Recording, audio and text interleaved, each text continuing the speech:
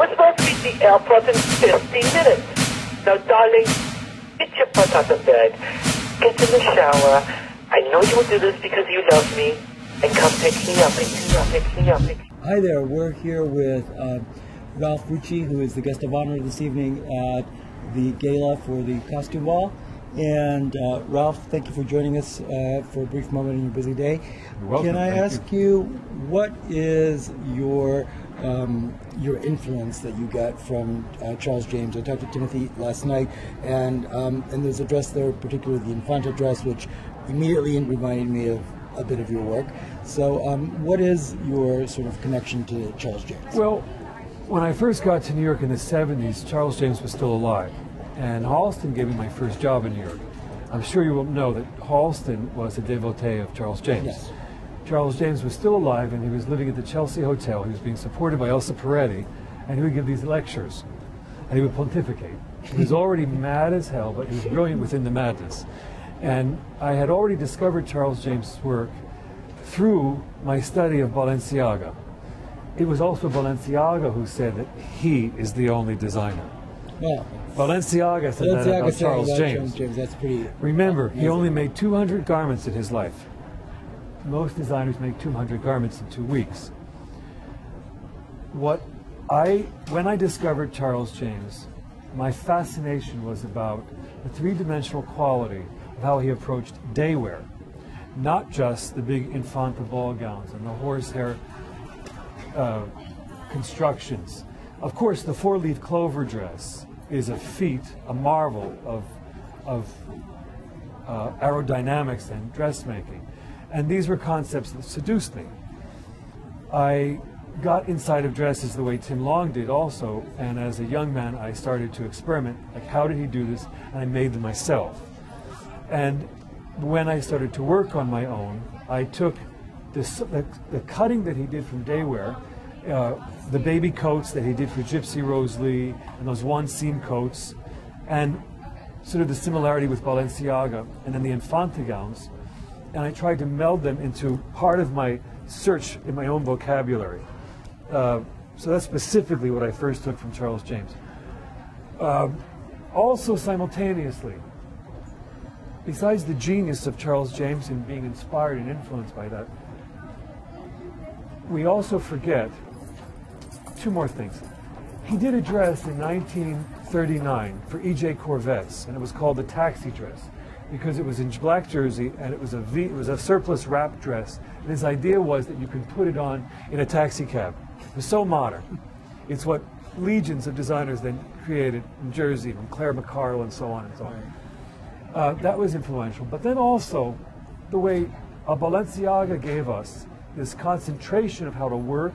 They took that from Balenciaga, but then Charles James gave us, without question, an idea of how not to work and alienate people. This is very important to know.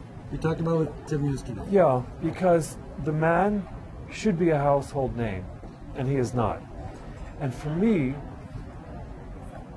it's a very emotional night because, not that I'm saying I want to be a household name, but this association sometimes that I'm the best kept secret, that sort of thing, is really annoying. Secret couturier? Really annoying because okay, I haven't alienated myself.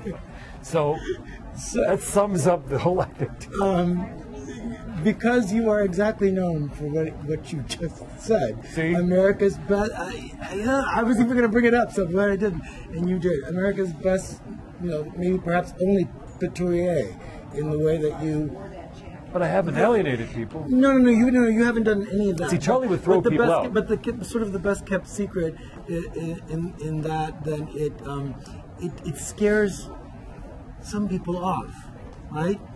And so here's a silly little question that I ask people a lot because I'm appalled by the Kardashians and the collections and the Sears collections. How can we talk about those people in relation to Charles James? No, we can't. Right.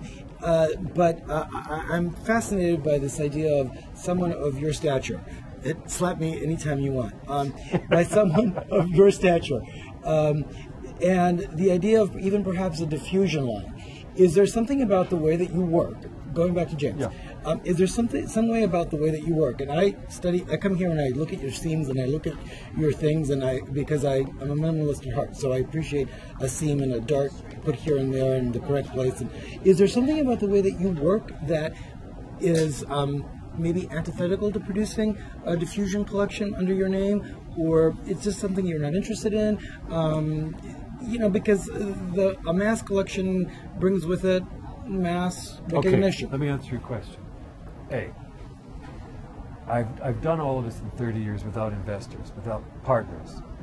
B, I've gotten to a point after doing this at this level where I can't do it alone any longer. The work using the most extraordinary fabrics in the world and then doing cuts that can mirror that, and pushing yourself to the nth to develop a new cut and a new way of making a garment. That's here.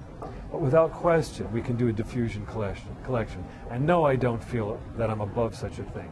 And it would be a way of making the look a bit more available, a great deal more available to a larger public. And I would love to do that. But within that collection, the less expensive collection, I know my limitations. I already accepted the fact that I don't know how most people want to look. I've been approached by big conglomerates. I've been approached by on-air organizations. But it would be dishonest, and I'm not that I'm this great religious moralist, but it would be dishonest because I think it's important to know your limitations. And that's why you see so much product that's out of touch and sync. It's just product, and that's all. The greatest product is Levi Strauss, let's face it. Everybody looks sexy as hell in a pair of 501s and a t-shirt. And a t-shirt. And that's, let's give props to the t-shirt. Right. So if between that and couture, that's what I could do something in between there, but not so massed. Right. But yes, I'm going to allow, this is my platform, I'm going to allow this to be an entree. Yes, and I would love to do that, but I'm seeking partners, so I can do it. And, I say it publicly all the time and now. it's the business aspect that Charles James ignored that is actually kind of the kicker. The kick to this is that if you don't find the right partners, you can be sold, undersold, lose your name, do all kinds of things, and then not have control over the production. Look, today it's taken for granted that that's the way you have to work. But the first man who did it brilliantly was Halston. And he sold his name, and then unfortunately it was sold and resold and so on. And I remember the J.C. Penney kind of fiasco. That was a disgrace. Yeah, we don't have enough time to go into. Right. No, but I mean, is that one of the things that you? I don't probably fear think, it. No. No, okay. I don't fear it because you know, if you have the right people working with you, you know it's going to be done properly. See, I've thought about this for many years. It's just that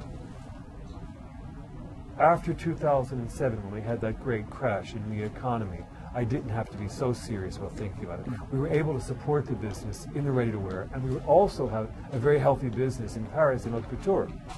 But then everything dropped out. So today, it would be ignorant of me not to look at the future, which is we need to have a broader-based collection besides what I do in ready-to-wear. Because what I do in ready-to-wear is couture. And we have our own workrooms. I'm glad you said it. And to do that, it's because we have our own workrooms in America, in New York, under my own eyes. And that is a fortune to keep going.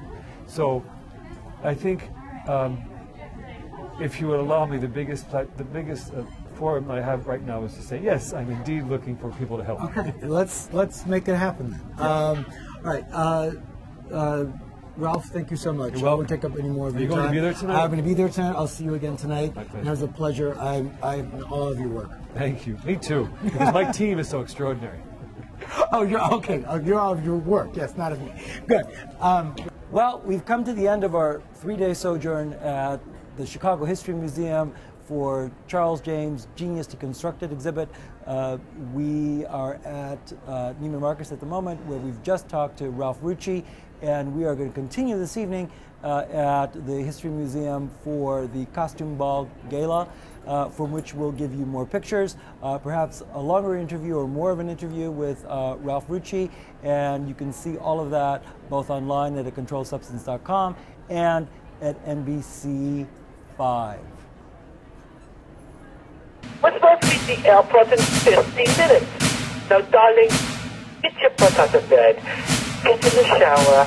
I know you will do this because you love me. And come pick me up.